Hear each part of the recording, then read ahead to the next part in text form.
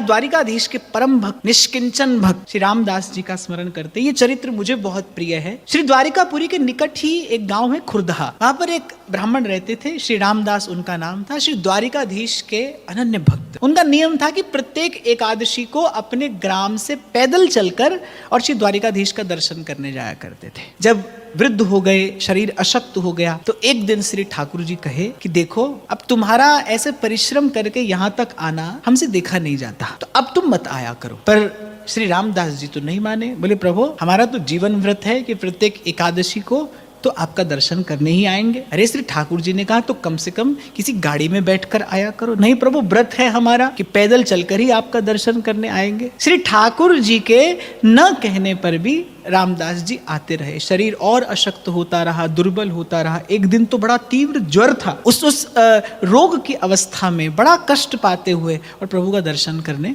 पहुंचे। आज तो प्रभु से रहा नहीं गया। प्रभु ने कहा ठीक है, अब अगर अगली एकादशी को आए तो गाड़ी लेकर आना, द्वादशी के दिन हम तुम्हारे संग ही चलेंगे। तुम्हारा ऐसे नित्य प्रति आना हमसे देखा नहीं जाता, अगली बार गाड़ी की व्यवस्था करके लाना, तुम्हारे संग चलेंगे। भोला भक्त घर पहुंचा। अगली एकादशी आई, एक बैलगाड़ी लेकर रामदास जी पहुंच गए। एकादशी का कीर्तन हुआ करता था, रात्रि भर जागरण हुआ और द्वादशी के दिन संध्या के समय प्रभु ने कहा कि आज हमारे निज मंदिर की खिड़की खुली रख देंगे, रात्रि को आना और हमें गाड़ी में बैठा कर लिए चलना। अब भाई एकादशी की रात का कीर्तन हुआ, प्रभु ने संकेत कर दिया। रामदास जी पीछे गए और देखा वस्तुतः निज मंदिर की एक खिड़की खुली रह गई थी। भगवान की अघटन घटना पटी, इसी योग माया ने सारी व्यवस्था कर दी। अब सुनिए क्या हुआ। मंदिर में कूदे, श्री ठाकुर जी के श्री अंग से सारे आभूषण उतार कर एक ओर धर दिए। प्रभु ने कहा ये क्या करते हो? श्री रामदास जी ने कहा प्रभु हमें केवल आपसे अर्थ है, हमें इस अर्थ से कोई अर्थ नहीं है, हमें केवल आपसे अर्थ है, केवल आपका दर्शन करने के लिए आते हैं। आपके अतिरिक्त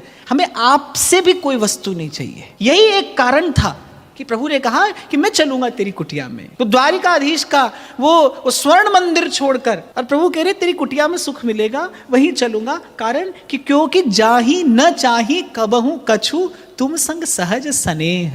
हे प्रभु हमें आपके अतिरिक्त आपसे भी किसी बात की कोई आशा नहीं है, कोई इच्छा नहीं है। इन वस्त्र आभूषणों से, इन अलंकारों से हमारा क्या लेना देना। हमारे यहाँ चल रहे हैं तो प्रभु हमारी रीति से, हमारी भांति से आपको रहना होगा, चलना हो तो चलिए। जब प्रभु ने कहा कि अरे ये क्या करते हो, ये आभूषण क्यों उतार दिए, तो रामदास जी ने कहा कि देखिए प्रभु ये वस्त्र आभूषण चाहिए तो फिर यहीं रहिए, हम ही आते रहेंगे किसी न किसी प्रकार आपका दर्शन करने। हमारी कुटिया में जाना है तो फिर हमारे साथ संग रहना होगा, हमारी रीति से रहना होगा, और आपके इन सुंदर वस्त्र आभूषणों से हमें कोई अर्थ नहीं है, यूं ही चलिए। प्रभु मन ही मन रीझ गए भक्त की भक्ति पर कि ठीक उचित निर्णय लिया हमने। वस्तुतः यही है हमें अपनी कुटिया में पधराने योग्य। तो लिया प्रभु को। बैलगाड़ी में खूब सी फूस घास लेकर आए थे, उस घास फूस के मध्य में प्रभु का श्री विग्रह छिपा दिया और लेकर अपने गांव को चले। अब अगले दिन जब मंगला आरती के लिए पुजारियों ने मंदिर खोला तो देखा कि श्री ठाकुर जी का विग्रह नहीं है। हाहाकार मच गया पूरी द्वारिका नगरी में। यहां ढूंढा, वहां ढूंढा।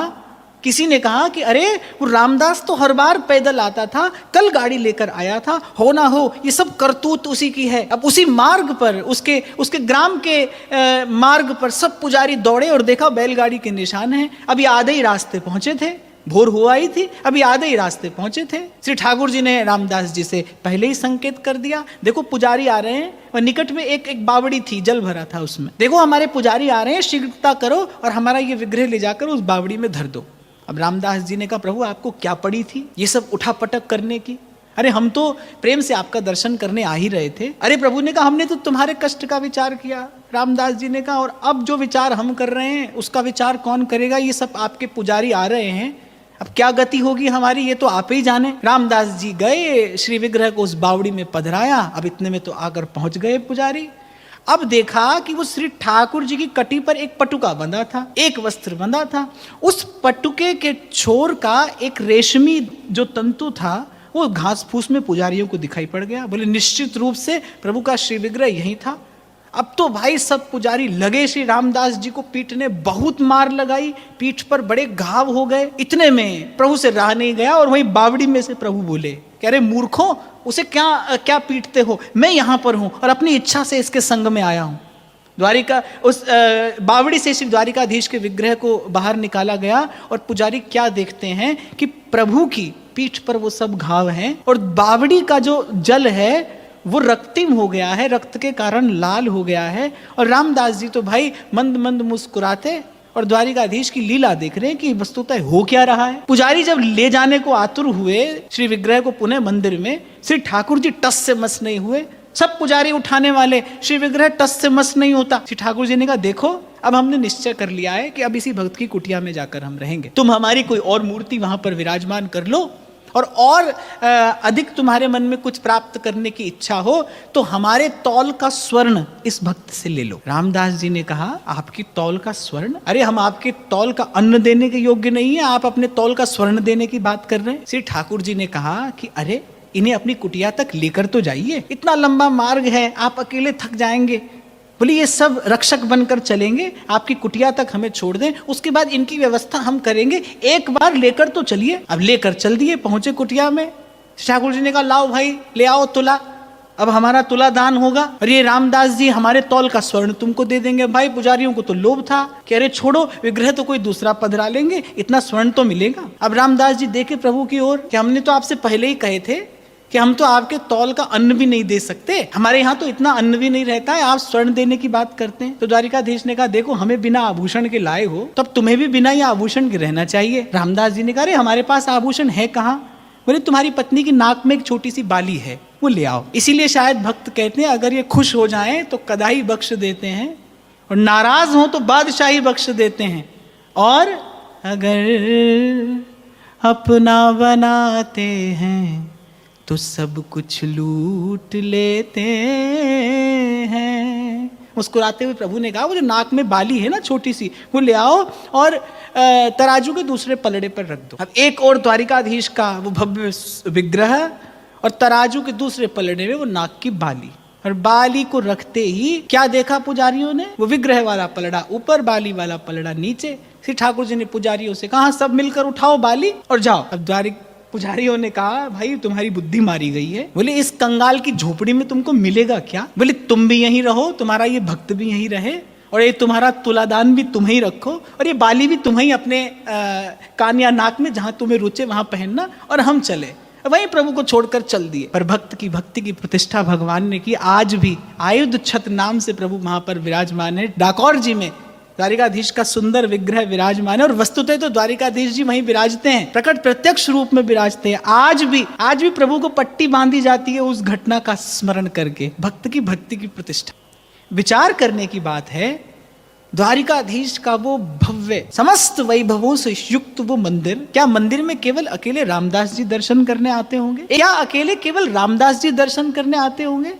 हजारों लाखों भक्त द्वारिकाधीश का दर्शन करते होंगे, पर प्रभु को किसी की परवाह नहीं है। ना वो किसी की ओर देखते हैं, ना वो किसी की ओर निहारते हैं, ना उन्हें किसी की पड़ी है। अभी कुछ देर पहले यही बात मैं आपसे कह रहा था कि भाई उपलब्धि ये है कि राधा वल्लभ लाल की दृष्टि हम पर पड़े। आप और मैं दर्शन करें अच्छा है, पर उत्तम तो ये है कि श्री ठाकुर जी की दृष्टि भी पड़े, श्री जी भी कभी कृपा भरी दृष्टि से हमारी ओर देखें। और ये तभी संभव है जब आप और मैं, क्योंकि कृपा पात्र वही है जो गुरु के बताए, आचार्यों के बताए मार्ग पर चल रहा है, उनकी आज्ञा में रहता है, उनकी आज्ञा में रहता है। मैं बार बार जब बल देता हूं इस बात पर कि साधक बनना है, साधक बनना है, साधक अर्थात गुरुजनों के अनुशासन में रहना है, आचार्य की आचार संहिता का पालन करना है। क्यों क्या कैसे किए बिना हमको कोई अधिकार नहीं है उसमें कुछ भी कम या अधिक कहने और करने का। विचार कर लीजिए कि क्या आप और मैं इस बात के लिए तैयार हैं? क्या हम ज्यों का त्यों आचार्य की आज्ञा का पालन कर सकते हैं? क्या हम गुरुजनों की आज्ञा में रह सकते हैं? यदि रह सकते हैं तो ही इस मार्ग पर पग धरिए, नहीं तो भाई अपने आप को क्यों छलते हो, क्यों समय खराब करते हो, क्यों अपने साथ ऐसा कपट? विचार करना चाहिए भाई कि क्या हम गुरुजनों की आज्ञा पालन कर रहे हैं, करने को तत्पर हैं, करना चाहते हैं। क्योंकि भाई ये तो सिद्धांत की बात सुधर्म बोधिनीकार कहते हैं, कृपा पात्र सोई जानिए जो आज्ञावर्ती हुए। ऐ कृपा कृपा कृपा कृपा सब कहता रहता है संसार, हम पर कृपा हो जाए, तुम पर कृपा हो जाए, आपकी कृपा हो गई, इसकी कृपा हो गई, पर कृपा पात्र सोई जानिए जो आज्ञावर्ती हुए। तो आप देखिए कैसा प्रभु के हृदय में उस भक्त के प्रति अनुराग है, उसकी भक्ति का आदर कर रहे हैं भगवान, कि भाई भक्त तो और भी बहुत आते होंगे मंदिर में, हजारों भक्त नित्य दर्शन करते होंगे, श्री ठाकुर जी को किसी की नहीं पड़ी, उन्हें किसी की भी परवाह नहीं है उस एक भक्त से। और भक्त भी कैसा निष्किंचन, हो सकता है जिसके पास 2 समय भोग निवेदन करने की भी व्यवस्था न हो, ऐसे निष्किंचन भक्त को भगवान कहते हैं तू गाड़ी लेकर आना, मैं तेरी कुटिया में चलूंगा, तेरा नित्य आना मुझसे देखा नहीं जाता, तेरा श्रम मुझसे देखा नहीं जाता। जिसके सिर ऊपर तुम स्वामी, सो दुख कैसो पाए।